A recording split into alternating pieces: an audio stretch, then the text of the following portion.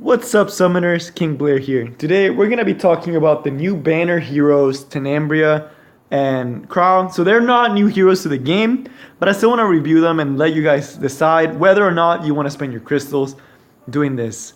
As a reminder though, there is a collab event happening later in April, so it is your choice to be like whether you really want those characters and are they really that worth it, or whether you want to save up and get to the point where you can actually spend a lot on the collab and try to get the most likely event exclusive units. So that's something to remember, that unless you really want these units, right off the bat I'm going to tell you should save up for the collab because it's going to be huge.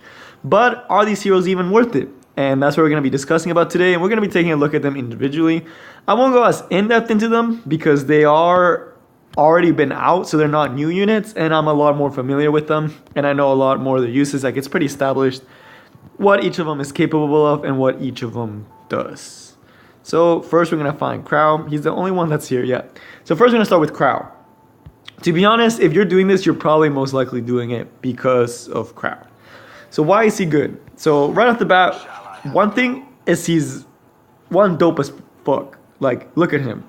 Water Knight, looking super sleek, looking super nice. Like, he already looks super dope. The sword's super dope. The shield's super dope. I don't have to tell you anything about how he looks. In terms of skills, though, he definitely is one of the better ones. So first, pretty high chance to provoke for one turn, which is actually really good. This is good for arena defense. I don't think he's that good for arena offense, but for arena defense, this is really annoying, especially because there's people that build them with like counter attack set, and it's just super annoying to deal with. Super hard to deal with. But it's just a pretty standard like water blade strike, just whoosh. And it's like, it's pretty good. Second skill is charge. So this skill actually is one of the reasons why he's so good. So one, okay, lowers combat readiness. That's already pretty good for PvP and for some PvE bosses.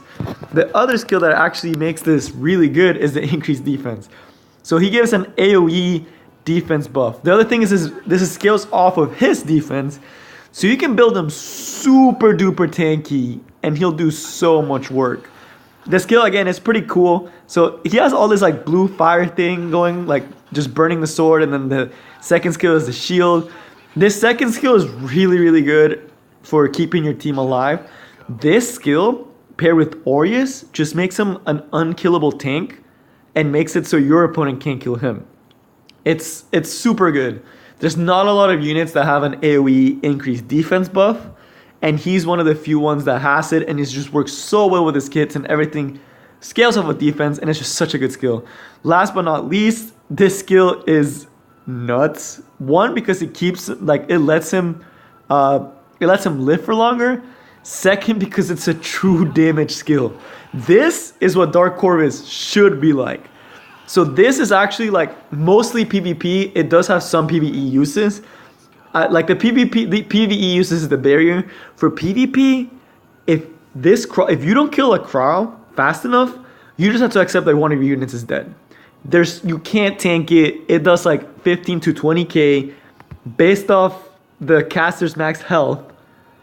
It literally will kill anything. I've seen this skill do like over 20k on some of my units, and there's nothing you can do about it. You're just gonna take that damage straight to the face.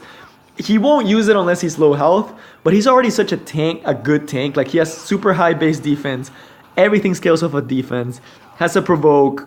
He's just such a well-rounded tank. I do want to say, in terms of just pure tankness, he is the golden standard for a tank. There is no one else you can compare him to. No one else does the job he does as good as he does. He has that AoE defense break to keep your team lasting long. Defense buff, my bad, to keep your team lasting longer. He has a self barrier with the third skill that does insane amount of damage, and he has a one-turn provoke. He has everything you want in a knight, and the fact that he can use those knight artifacts such as Aureus makes him even that much better. And then if people put counterattack on him, then you're just talking about like you can't touch him at all, or you're gonna be getting absolutely destroyed. He's a super strong tank unit and one of the best tanks in the game. Most used for Wyvern B11. If you have a Krau, B11 is a joke because Krau is gonna last. Wyvern 11 is gonna be attacking him, and he's gonna be like, "Oh, this tickles," like cute damage. because he buffs himself so much, gives himself so much defense, and even does damage on top of that. Slap on like any healer or even no heal. Take him to Wyvern B11, well built. You don't even need a healer. He'll survive by himself. So just insane tank. If you're pulling for this banner, you're most likely pulling for Krau because he is that good. He's such a good tank. And if you really want to focus on B11, it's a good time to summon for him because he is really, really good. On the other side, we have a more aggressive unit with Tenambria. So Tenambria is right here. So Tenambria is good for PvP. She has some limited uses in PvE, but she still sees play in PvE. So let's just get right into it. Show you guys why she's good. So first skill, I believe it was a poison. Oh, sleep. So first skill is just standard. Just puts people to sleep. Nothing super crazy. The effect chance goes up to 35. Not an insane skill, but sometimes it can get you out of tough situations. Strictly PvP because bosses can't get slept. You can't sleep a boss. This is more of a PvP. Her first skill is honestly a little bit lackluster. Out of all her skills, it's probably the weakest. It just kind of, sleep is not a good debuff in this game. It just doesn't do a lot. It doesn't trigger a dual attack. So it just really doesn't do a lot. It's probably her worst skill. But you can pair it up with I think Sierra Ren would be really good on her and just adding more debuffs to the enemy. Second skill though is where you start getting a little bit more of her actual utility. She lowers the combat radiance by 30%, which is really good. That's more than Shadow Rose does. Granted, she doesn't increase your teams, but this comes up every 3 turns.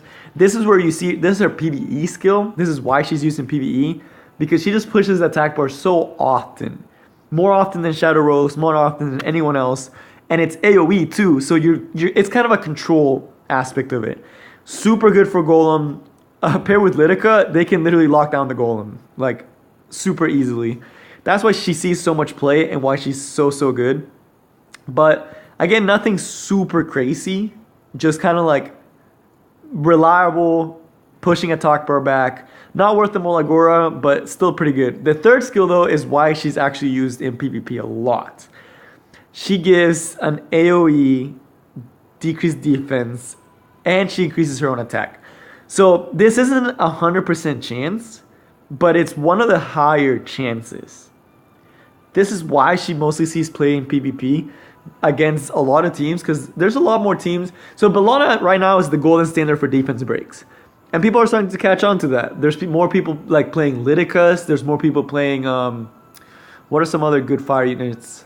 There's more people playing Kens. There's more people, Water's still the meta for PvP, which is why she's not as good. But there's still Violet for grass. You really want to do damage to them. You really want to take them out of the fight.